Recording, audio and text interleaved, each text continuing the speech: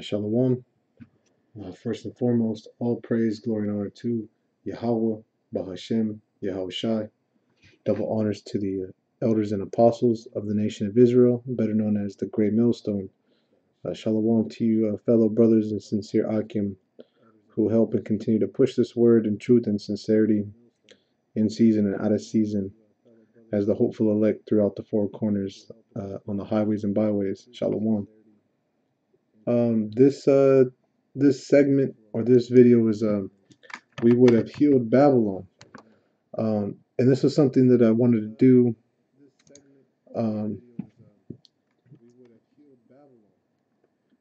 Just looking at this debt, the American debt, the U.S. debt clock, right? And you can go here, and there was a time where they actually kind of stopped posting this. They they thought they were gonna pretty much fix it.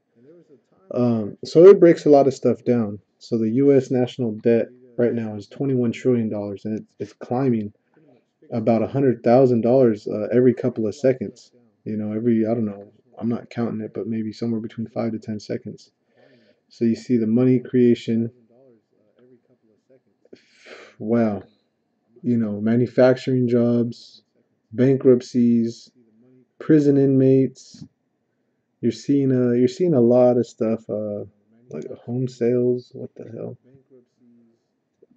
New home. Oh, yeah. Existing home sales, annual rates. You know, you get a lot of information with this clock. Okay, but anyway, our focus is on the overall U.S. national debt. Okay, so just Googling, you know, asking the question, will the U.S. debt ever be paid off? And I like this article, and because it mentions three ways to reduce the debt and the three reasons why it won't happen. So this is you know, I found this interesting, and basically it goes right in line with you know, we would have healed Babylon, which is Jeremiah, um, yeah, 51 and 8. It says, Babylon is suddenly fallen and destroyed. Howl for her. Take balm for her pain. If so be she may be healed. We would have healed Babylon, but she is not healed. Forsake her, and let us go every one into his own country. For her judgment reacheth unto heaven, and is lifted up even to the skies. Now America's judgment is coming. So it's better to forsake the way, the American dream, and get back to your own countries and customs.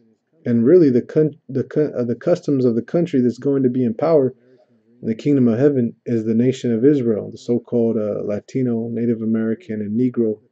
Okay, we are the Hebrew Israelites. The Bible speaks of. Our land is Jerusalem and Israel. Okay, which is occupied by terrorists, being the so-called white man, and heathens, as well as being the so-called white man, and Arabs, and you know, Ishmaelites, and um, you know, everyone else is over there. We're not in our own land. Okay, but the Most High will return us there.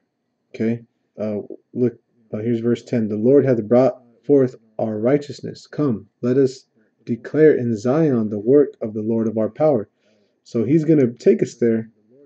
Okay, and we'll be able to declare the truth, and it's going to be made known because we're going to be brought there. We're not going to need an inside force, a nation of people to deliver us to our place. The Most High is going to do it. Okay. So back to this debt, this balm that America needs. It says right here, the three ways. Right, there are only three ways to decrease the debt. First is to cut spending. Sequestration. Tried to force the government to cut discretionary spending by just 10%. Okay, that's all they need to do. But no one in Congress thought it was a good idea. Members adopted it to force themselves to come up with something better. The Simpson-Bowles report recommended many good ways to cut the debt, but Congress ignored it. Even with sequestration, the debt continued to grow. To truly cut the debt, Congress would have to cut spending so severely that it would slow economic growth. That's because government spending is a component of gross domestic product, or GDP. Now this is key. When as I'm reading this, to me this is key. This stands out as key. Okay, to truly cut the debt, Congress should have to cut the spending. Okay, so severely, so bad that it would slow economic growth. Okay, but this is just weird to me all in its own. Okay, that's because government spending is a component of GDP. So what is GDP? GDP is the total value of everything produced by all the people and companies in the country. It doesn't matter if they are citizens or foreign-owned companies. If they are located within the country's boundaries, the government counts their product as GDP. Now, here's the thing: America doesn't make a lot of its own products anymore. Okay, they have shops in China and all types of stuff, so their GDP isn't that great. Okay, so by understanding that, when you reread this with that understanding, it makes you go like, huh, right? Okay, so slowing their economic growth, okay, but its spending is a component of what it produces, and it really doesn't produce too much. So that's like a snake eating itself. It doesn't make sense. Okay, the second is to raise taxes. Um, it says that could also slow growth, mainly because when they tax um, the lowest earning people. Okay, there was something going on. There's a rally going on where they're trying to get Amazon and who was it? Amazon and I think Starbucks.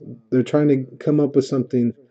I was listening to it on the news earlier in the week, where they're trying to tax these companies that make X amount of money, um, to put more taxes into the cities and basically the government, so it's less stress on the people. But Amazon already revealed that it's doing everything within its power to give uh, to the country. That's why they use USPS. They say, that's what they're saying. They say, we use the United States Postal Service because it keeps jobs in America, right? All the shipping, right? Okay. So raising taxes that could also slow growth. That's especially true if the tax rate is more than 50%. So, like according to the Laffer curve, if Congress raises the tax rate beyond that level, then the additional revenue generated will be lower than before. That's because that tax rate is enough to curb incentives to grow businesses and income. So that's not really going to work, right? The third is to drive economic growth at a faster rate than the debt. That means decreasing the debt to GDP ratio by increasing GDP. So that's like debt to income. If you're familiar with personal finances, and when you do your debt to income is how much money you make a month versus the bills that are going out. So let's say you make $2,000 a month, right? But your rent is I don't know, 1,000, and then you have a car note. Things that appear in your credit is really what they're looking at for your debt to income. They don't care about what you spend in gas and this and that, right? They just so you're gonna find out a lot of people are about 70% DDP on average, right? So okay, decreasing the debt to GDP ratio by increasing GDP, but Congress disagrees on how to grow the economy. Most Democrats say increased spending works the best. Most Republicans say lower taxes will boost growth the most. Both tactics will both tactics will definitely increase the debt, possibly more than GDP. So again, this brings another scripture to mind. If a nation be divided, how can it stand? And that's really what's going on here. And really, they don't want to heal Babylon. You know, they really don't want to. Um, and that's because the Most High has put it in their mind to make this place fall. Okay, Babylon is suddenly fallen and destroyed. Howl for her. Take balm for her pain. If so be she may be healed, we would have healed Babylon, but she is not healed. Okay, and that's what you got. That's one thing you constantly got to remember. America is not here to win in the long run. Okay, its job is almost complete. It's like a building, at a construction site. Well, once you get, there's a certain point to where the building's just done. and the job there is complete, and you're not going to be walking around in hard hats anymore. Okay, that time is gone. Time has passed. It says there is another solution. Congress could shift spending to areas that create the most jobs. Research shows that spending on bridges, roads, and public buildings creates the most jobs per buck. The next best is education spending. Almost 25% of government spending goes to defense. Contrary to popular opinion, that's not the economy booster. That's not the economy booster it was in World War II. One reason that it spends more on technology and equipment than in the 1940s. Um, to reduce the debt, the government should shift spending from defense to public infrastructure and education. This is one of the four best real world ways to create jobs. And that's true because the infrastructure is at a grade D. So that means there's a lot of work to be done. There's a lot of work to be done. So when you spend more money internally, it's going to be spent internally, which is going to help pay things off internally. But still, you're going to have those jobs that you're creating. Again, you see that that's the what they call the 99%, right? The majority of the worker bees. Really, it's the worker bees that are going to be paying it. All the people making money are getting their tax breaks and just making more money.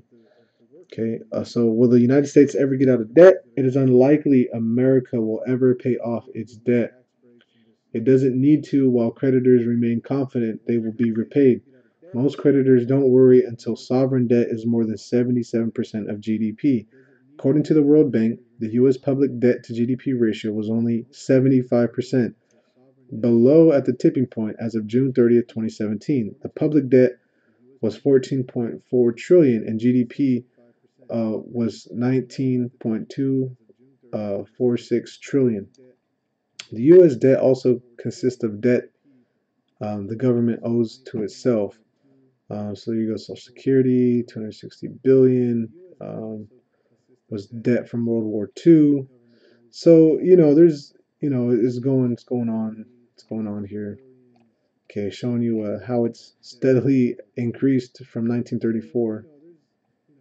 Okay, and it's always been an outrageous number that it's not going to recover from.